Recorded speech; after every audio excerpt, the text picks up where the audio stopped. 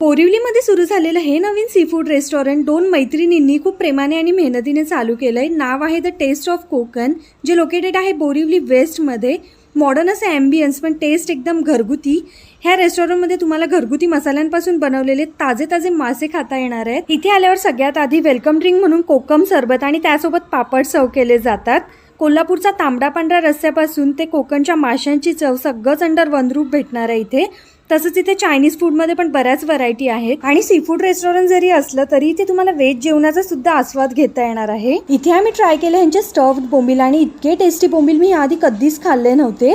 भजीचे प्रकार तर तुम्ही भरपूर खाल्ले असतील, पण कधी बोंबील भजी खाल्ली आहे का?